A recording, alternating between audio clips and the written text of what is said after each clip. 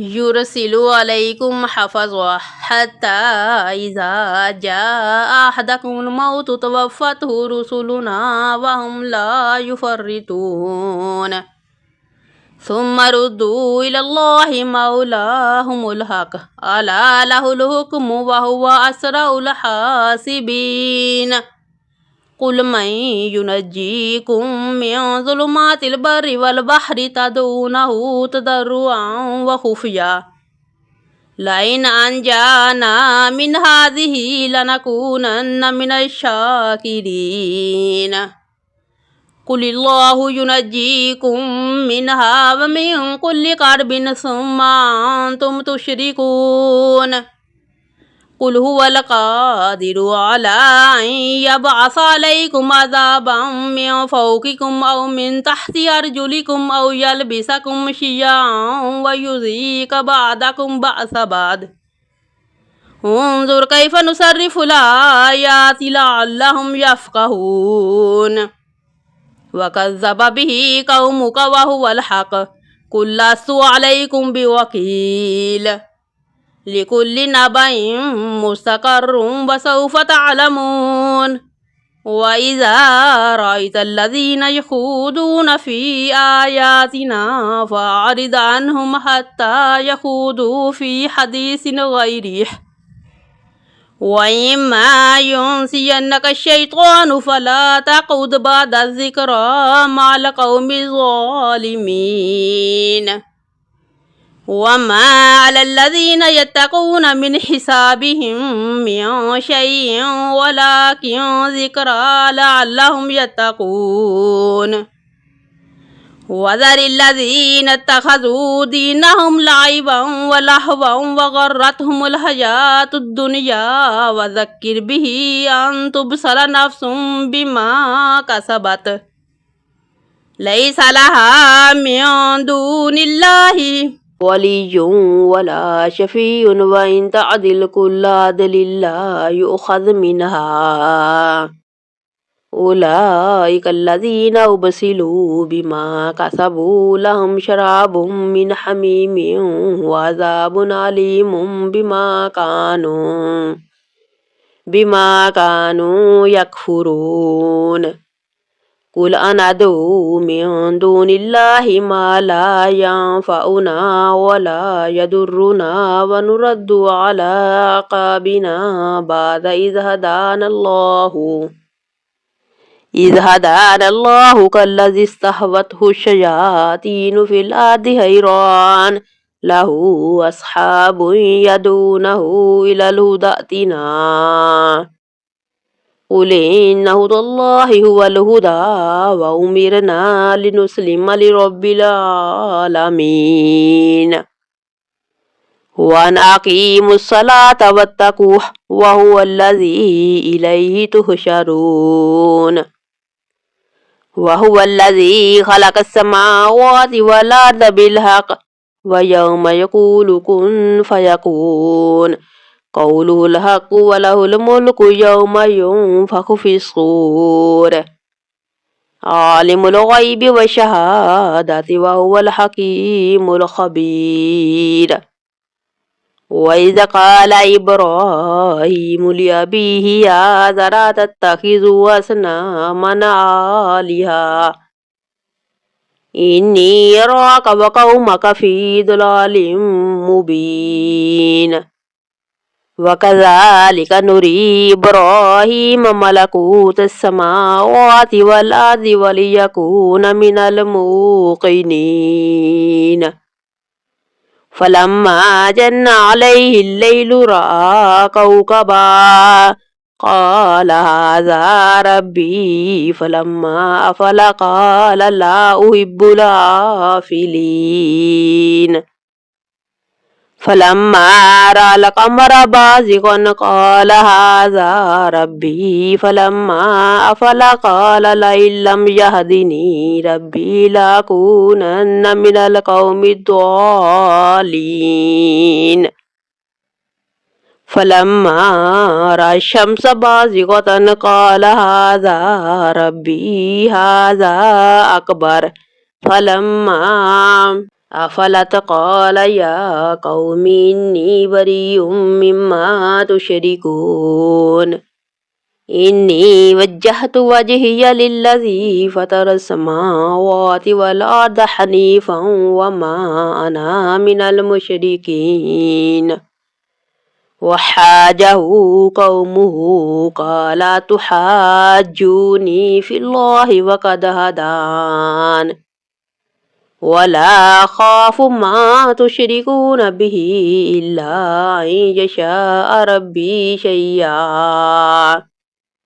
وسع ربي كل شيء علما أفلا تتذكرون وكيف أخاف ما أشركتم ولا تخافون أنكم أشركتم بالله ما لم ينزل به عليكم سلطانا فأي الفريقين حق بالأمن إن كنتم تعلمون الذين آمنوا ولم يلبسوا إيمانهم بظلم أولئك لهم الأمن وهم مهتدون وتلك حجتنا آتيناها إبراهيم على قومه نرفع درجات من نشاء إن ربك حكيم عليم ووهبنا له إسحاق ويعقوب كلا هدينا ونوحا هدينا من قبل ومن ذريته داود وسليمان وأيوب ويوسف وموسى وهارون وكذلك نجزي المحسنين وزكريا ويحيى وعيسى وإلياس كل من الصالحين وإسماعيل واليسع ويونس ولوطا وكلا فضلنا على العالمين ومن آبائهم وذرياتهم وإخوانهم واجتبيناهم وهديناهم إلى صراط مستقيم ذلك هدى الله يهدي به من يشاء من عباده ولو أشركوا لحبط عنهم ما كانوا يعملون أولئك الذين آتيناهم الكتاب والحكم والنبوة فإن يكفر بها هؤلاء فقد وكلنا بها قوما ليسوا بها بكافرين أولئك الذين هدى الله فبهداهم مقتدح قل لا أسألكم عليه أجرا إن هو إلا ذكرى للعالمين وما قدر الله حق قدره إذ قالوا ما أنزل الله على بشر من شيء قل من أنزل الكتاب الذي جاء به موسى نورا وهدى للناس تجعلونه كراتيس تبدونها وتخفون كثيرا وعلمتم ما لم تعلموا أنتم ولا آباؤكم قل الله ثم ذرهم في خوضهم يلعبون وهذا كتاب أنزلناه مبارك مصدق الذي بين يديه ولتنذر أم القرى ومن حولها والذين يؤمنون بالآخرة يؤمنون به وهم على صلاتهم يحافظون ومن أظلم ممن افترى على الله كذبا أو قال أوحي إلي ولم يوحى إليه شيء ومن قال سأنزل مثل ما أنزل الله ولو ترى إذ الظالمون في غمرات الموت والملائكة باسطوا أيديهم أخرجوا أنفسكم اليوم تجزون عذاب الهون بما كنتم تقولون على الله غير الحق وكنتم عن آياته تستكبرون ولقد جئتمونا فرادا كما خلقناكم أول مرة وتركتم ما خولناكم وراء ظهوركم وما نرى معكم شفعاءكم الذين زعمتم أنهم فيكم شركاء لقد تقطع بينكم وضل عنكم ما كنتم تزعمون إن الله فالق الحب والنوى يخرج الحي من الميت ومخرج الميت من الحي ذلكم الله فأنى تؤفكون فالق الإصباح وجعل الليل سكنا والشمس والقمر حسبانا ذلك تقدير العزيز العليم وهو الذي جعل لكم النجوم لتهتدوا بها في ظلمات البر والبحر قد فصلنا الآيات لقوم يعلمون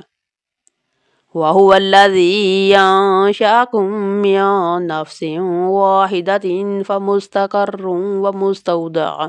قد فصلنا الآيات لقوم يفقهون وهو الذي أنزل من السماء ماء فأخرجنا به نبات كل شيء فأخرجنا منه حضرا نخرج منه حبا متراكبا ومن النخل من طلعها كنوان دانية وجنات من عناب والزيتون والرمان متشابها وغير متشابه انظروا إلى ثمره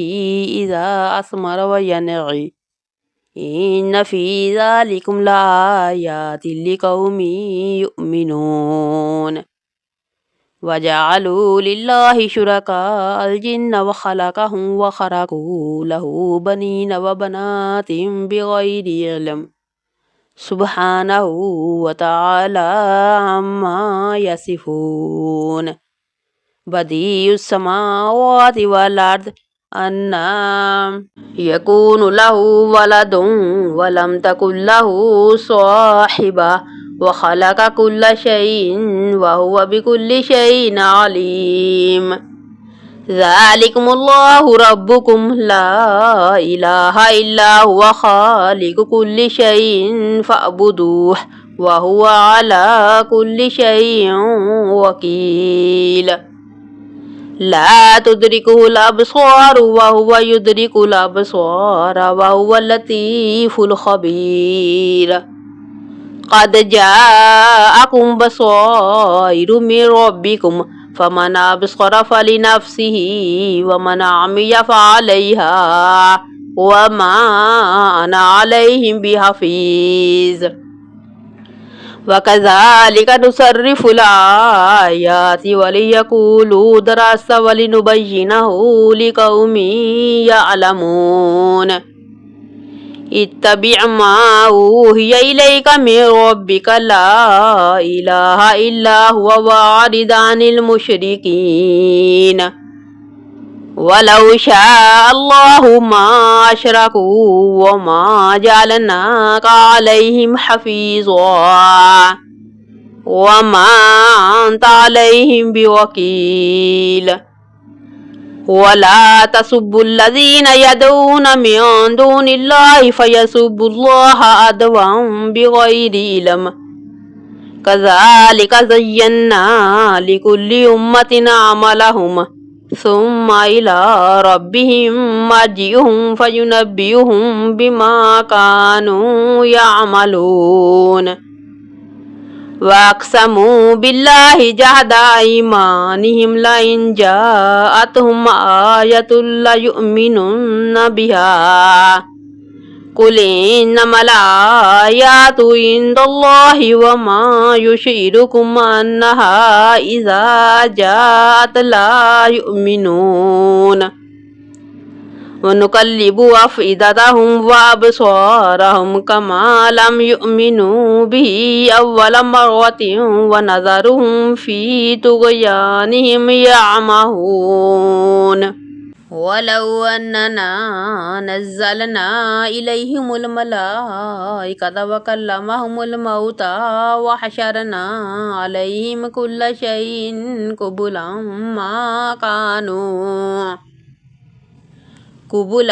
ما كانوا ليؤمنوا إلا أن يشاء الله ولكن أكثرهم يجهلون وكذلك جعلنا لكل نبي عدوا شياطين الإنس والجن يوحي بعضهم إلى بعض زخرف القول غرورا ولو شاء ربك ما فعلوه فذرهم وما يفترون ولتصغى إليه أفئدة الذين لا يؤمنون بالآخرة وليرضوه وليقترفوا ما هم مقترفون أفغير الله يبتغي حكما وهو الذي أنزل إليكم الكتاب مفصلا والذين آتيناهم الكتاب يعلمون أنه منزل من ربك بالحق فلا تكونن من الممترين وتمت كلمة ربك صدقا وعدلا لا مبدل لكلماته وهو السميع العليم وإن تطيع أكثر من في الأرض يضلوك عن سبيل الله إن يتبعون إلا الظن وإن هم إلا يخرصون إن ربك هو أعلم من يضل عن سبيله وهو أعلم بالمهتدين فكلوا مما ذكر اسم الله عليه إن كنتم بآياته مؤمنين